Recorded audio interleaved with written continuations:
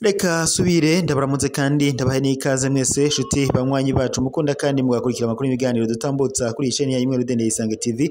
Isheni bashikiriza amakuru n'ibiganiro biba bigezweho kandi biba byakora amatohoza ururimi rw'ikirundi. Ndabahe kaze rero mu makuru yacu yo mwirijoro, hakaba ari amakuru na cane haraza gushimikira ku ngingo nkuru zikurikira. Bujumbura, umukenyezi yibarutse abana 5 b'abakobwa mu bitaro Roi Karedi ariko akeneye ubufasha. Ayo makuru mukanya turayagaruka ko ku buryo bw'idonido. Bujumbura kandi Nyarumanga, ubukene mu miryango buri mu bituma abana b'abatwa baheba amashure. Iyo nkuru nayo mukanya ku buryo bw'idonido turagaruka atuyibashikiriza. Naho mu Burundi ibura ry'igitoro ngo riguma ryibonekeza, ubu ngo hageze aho iyo umukuru w'igihugu atagize ico babivuga ko ngo muri leta basa n'abamaze kuba batakibivuga ko canke ngo nkuko womengo ikibazo caratorewe inyishu. Naho ishyirahamwe Pariseme rirasaba leta ngo kuzomenyesha abarundi amafaranga azova mu butare baheruka gushora hanze y'igihugu bukaba bwarashowe mu gihugu c'Ubushinwa. Naho amafaranga y'amarundi yangana n'imiliyoni 5 niyo ishyirahamwe ry'amaposta ryo mu Burundi ryariye bamwe mu bahora bagwariye mu bitaro Roi Karedi vyo mu Kamenge bari barabuze uburyo bwo kuriha. Naho ubucuti yagiranye n'umuryango w'abayisilamu bwatumye uwo muryango ufasha abanyeshuri bo ku mutumba avuka ko. Amakuru yacu mukanya ku buryo bw'idonido turagaruka tuyabashikiriza. Kaze mu makuru yacu rero ku buryo bw'idonido tugiye guhera ku biriko biravugwa Bujumbura, aho umukenyezi yibarutse abana 5 b'abakobwa mu bitaro Roi Karedi ariko akaba akeneye ubufasha. Uwo mukenyezi yaramaze igihe kirekire akurikiranwa n'abaganga mu bitaro byitiriwe Umwami Karedi mu Kamenge. Kuri uyu wa 9 Gitugutu y'umwaka niho yibaruka, abaganga babanje kumukorera cesarienne. Abana bavutse bafise uburemere bungana gukurikira nkuko vyemezwa na muganga Nibitanga Gilbert yamukurikiranye mu kiganiro yagiranye n'abagenzi bacu bo mu moreja kuri yacu Imwe Rudende. Umwana wa mbere yafise ikiro kimwe n'amagarama 300, uwa kabiri akagira ikiro n'amagarama 750, uwa gatatu akagira ikiro kimwe n'amagarama 200, naho uwa kane akagira ikiro kimwe n'amagarama 100, uwa gatanu akagira ikiro kimwe n'amagarama 150. Abo bana baciye kandi babundikirizwa mu mashini izwi nka kuveze ifasha abana bapfutse ataragera. Uwo muganga kandi avuga ko uwo muvyeyi w'abo bana yaramaze hafi imyaka 2 yarasamye imbanyi, mu nyuma iravayo ngo baca bamuha imiti. Agira ati uyu mukenyezi yaratwituye avuga ko afise ikibazo mu bijanye n'irondoka, twaciye tumushira ku miti hanyuma arasama mu buryo busanzwe, tumupimye twubona yimbungenze abana 5. Naho ishirahamwe mpuzamakungu OMS riraba amagara y'abantu ku isi ryari ryahaye ku wa 3 Gitugutu y'umwaka ibitaro Roi Karedi ibikoresho byo gufasha uwo mukenyezi. Umuganga yamukurikiranye asaba abagira neza gufasha uwo muvyeyi kugira ngo ashobore kurera abo bana ngo kuko atovyishoboza. Naho Bujumbura kandi muri Nyarumanga, ubukene mu miryango buri mu bituma abana b'abatwa baheba amashure.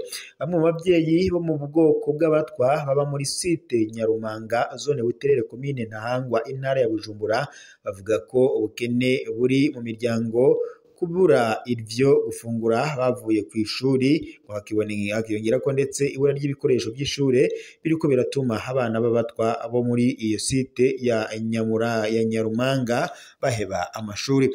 Iruhande y'ubwo bukene buvurwa muri iyo miryango kandi y'abatwa, no mu kibanza gisukwamwo imicafu itandukanye yo mu gisagara ca Bujumbura cegereye ako karere, kiri mu bituma ngo hari abaheba amashure bakaja kuronderayo ivyo batoramwo kugira ngo baronkemwo ivyo bogurisha.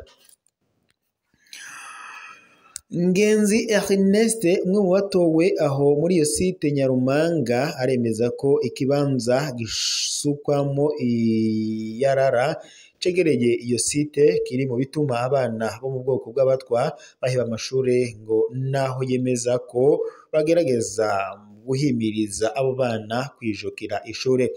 Baba aba bavyeyi canke uwo yatowe aho muri iyo site bahuriza ku gusaba ko ico kibanza gisukwamo iyarara kiri mu buterere ngo co kwimurirwa ahandi ndetse n'ibikoresho by'ishure bikaza biratangwa ku bana b'abatwa. Umwe mu bigisha bo kw'ishure shingiro rya Mubone Prime Nshimirimana hasanzwe higa bamwe mu muri abo bana b'abatwa bo muri iyo site nyene. We abona ko umugambi wo kugaburira abana aho kuri iryo shure woshigwa mu ngiro nk'uko bari babyemerewe, ivyofasha igabanuka y'umurindi w'abana baheba amashuri.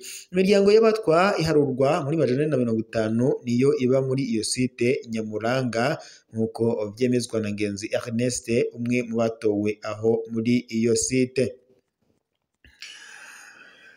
Reka kandi tubandanirize mu makuru yacu ngaha mu Burundi. Ibura ry'igitoro riguma ryibonekeza ubu hageze aho iyo umukuru w'igihugu atagize ico abivuga ko muri leta basa n'abamaze kuba batakibivuga ko canke nk'uko womengo ikibazo catorewe inyishu. Umushinga amateka Diomede Iradukunda yabishikirije mu gihe umushikiranganje wa mbere Nestor Ntahontuye yariko ashikiriza icegeranyo cakerekana ingene intunganyo y'ibikorwa n'ikoreshwa y'amafaranga PTBA yagenze mu gice ca kabiri c'umwaka année budgétaire 2024-2025. Hari kandi kwigenekerezo rya karindwi gitugutu y'umwaka mu ngoro y'amakoraniro mu Kigobe i Bujumbura. Umushikiranganje wa mbere Nestor Ntahontuye akaba kandi yishuye ko muri leta ngo bariko barakora kugira ngo barabe ko ico kibanza ngo bagikura mu nzira. Kandi umushikiranganje wa mbere ari we Nestor Ntahontuye yaramenyesheje ko umuti bamaze kubona ngo warama ari ukugwiza umwimbu kugira ngo haboneke ibishoborwa hanze ngo bituma amafaranga mva makungu adasubira kubura kuko ngo ariyo atuma igitoro kitaboneka ku rugero rukwiye. Ikindi ngo yashikirije nuko leta iheruka gufata ingingo zo kubagabanya ibitwara amafaranga mva makungu mu gushinga itegeko ko ata kintu gishobora kuboneka mu Burundi boba bakija kurondera hanze y'igihugu. Tubandanirije n'ubundi amakuru yacu kubiriko biravugwa mu Burundi mw'ishirahamwe Parseme. Ishirahamwe Parseme rirasaba leta y'u Burundi kuzomenyesha abarundi amafaranga azova mu butare weruka gushorwa hanze. Ishirahamwe ryishinze gukangurira abarundi guca urwevu no guhindura ingendo kugira ngo bashike kw'iterambere rirama. Parseme rirabona ko mu rudandazwa rw'ubutare mu Burundi hakirimwo gutomboza. Faustin Ndikumana arongoye iryo shirahamwe yibaza nimba urwaruka rwahawe igikorwa cyo kwimba ubutare mu Burundi rufise ubuhinga buhagije bwo gucukura ubwo butare, hamwe ndetse nuko urwo rwaruka ari rwo rushora ubutare buva mu Burundi bujanwa hanze canke ko ari leta ishora ubwo butare. Ndikumana kandi abona ko amafaranga yavuye mu butare iyo menyeshwa abanyagihugu bakamenyeshwa ko iyo yashitse mu kigega ca leta, bakanamenyeshwa ico azokora na cane cane mw'irangurwa ry'imigambi y'iterambere hamwe ndetse no kwikenura mu vya nkenerwa na cane cane igitoro. Uwarongoye iryo shirahamwe Faustin Ndikumana afise amakenga ko amafaranga azova mu butare ashobora kugabanganywa muri bamwe mu bategetsi kuko ngo nk'uko abisigura igiturire hamwe ndetse n'umunyonyezi mu bisata bitandukanye vya leta bisa n'ivyimonogoje, gutyo ugasanga igihugu kirahahombeye. yibaza kandi nimba ibanki nkuru y'igihugu BRB izomenyesha ku mugaragaro ko amafaranga y'amadolari yavuye mu butare ko yacitse mu kigega ca leta kandi azofasha kubwiwe. Kandi ngo hoba kandi igicapo c'abahinga cerekana ubutare buhari mu Burundi, atari ivyo umuntu uwo ari we wese yerekana ko hatowe ubutare ahantu kanaka, kuko nk'uko abivuga igihugu c'u Burundi ubu kirigenga. Reka tuunyarukire no mu wundi mu yandi makuru biriko biravugwa muri RNP. Amafaranga y'amarundi hangana n'imiliyoni 5 niyo ishirahamwe ry'amaposta byo mu Burundi ryahiye bamwe mu bahora bagwariye mu bitaro Roi Karedi byo mu Kamenge bari barabuze uburyo bwo kuriha. Kuri uyu wa gatanu igenekerezo rya 10 gitugutu uyu mwaka, abantu 7 bahora barwariye mu bitaro byitiriwe umwami Karedi biri mu Kamenge bari barabuze uburyo bwo kuriha amahera yo kuriha ibitaro ngo basubire mu miryango yabo. Abarihiwe amafaranga y'ibitaro bakaba kandi bashimye cyane kuko bari barabuze ayo kuriha. Umuyobozi w'ibitaro byitiriwe umwami Karedi byo mu Kamenge Stanislas mwijambo yashikirije akaba yashimiye posta ku gikorwa c'urukundo yakoze, yongera kandi anahamagarira n'abandi bafise umutima w'urukundo ko boza baraza gufasha abarwayi. Naye umuyobozi mukuru wa posta mu Burundi Nzobonankira Methode yamenyesheje ko ico gikorwa bagikoze mu ntumbero yo guhimbaza umunsi mpuzamakungu wahariwe amaposte usanzwe uhimbazwa kw'igenekerezo rya 9 gitugutu uko umwaka utashe. Inyuma yaho hakaba kandi haciye haba inama ya bose. Muri iyo nama kandi umuyobozi mukuru wa poste Nzobonankira Methode hakaba kandi yamenyesheje ko barabiye hamwe ibikorwa nyamukuru byaranguwe n'ibitegekanijwe muri kazoza, aho ngo ibiro byose bya poste biri mu gihugu hagati ngo hadakushika umuyaga nkuba ngo bigiye kuronswa umuyaga nkuba uretse iturutse ku misharara y'izuba aho utari bashirwe ngo kandi bwashirwe. Yaramenyesheje kandi ko bagiye korohereza abanywanyi ba poste n'abarundi muri rusangi kugira ngo baronke umwavu byoroshe. Yarabandanije kandi hamenyesha ko ibisata byose by'amaposta bigiye gukoresha ubuhinga bwa none kugira ngo borohereze abanywanyi babo bafise